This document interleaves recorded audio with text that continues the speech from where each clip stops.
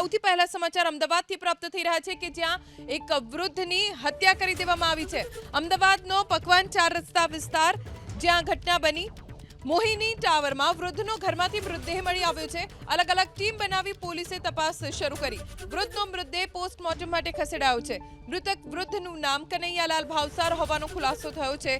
પકવાન 4 રસ્તા પાસે લૂંટ બાદ વૃદ્ધની હત્યા કરી દેવામાં આવી। મોહિની ટાવરમાં વૃદ્ધનો ઘરમાંથી મૃતદેહ મળી આવ્યો છે, જેના આધારે પોલીસે તપાસ શરૂ કરી છે। મૃતકનું નામ કનૈયાલાલ ભાવસાર હોવાની જાણકારી પ્રાપ્ત થઈ છે। હવે પોલીસે અલગ અલગ ટીમ બનાવીને લૂંટારુઓ અને હત્યારાઓની શોધખોળ શરૂ કરી છે। વૃદ્ધનો મૃતદેહ પોસ્ટમોર્ટમ માટે ખસેડવામાં આવ્યો છે અને કોણ આવી રીતે વૃદ્ધની હત્યા કરીને તેમને લૂંટીને ફરાર થઈ ગયું તેની તપાસમાં પોલીસે અલગ અલગ ટીમ બનાવીને શોધખોળ શરૂ કરી છે।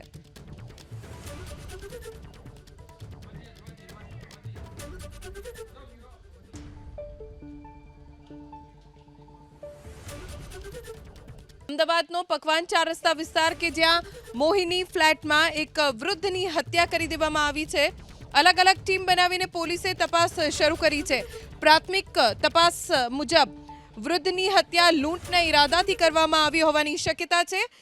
વૃદ્ધનો મૃતદેહ પોસ્ટમોર્ટમ માટે ખસેડાયો છે। મૃતક વૃદ્ધનું નામ કનૈયાલાલ ભાવસાર હોવાની જાણકારી પ્રાપ્ત થઈ છે।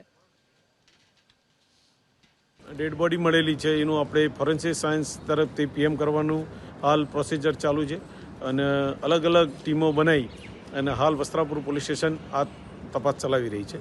હા, અત્યારે તો અમે એવું માની રહ્યા છીએ કે લૂંટ વિથ મર્ડર હોઈ શકે અને પીએમ નોટ આવ્યા પછી, પીએમ નોટનો રિપોર્ટ આવ્યા પછી અમે ચોક્કસ તારણ ઉપર આવીશું, પણ હાલ ઉચ્ચ અધિકારીઓની સીધે સુપરવિઝન આની તપાસ ચાલી રહી છે।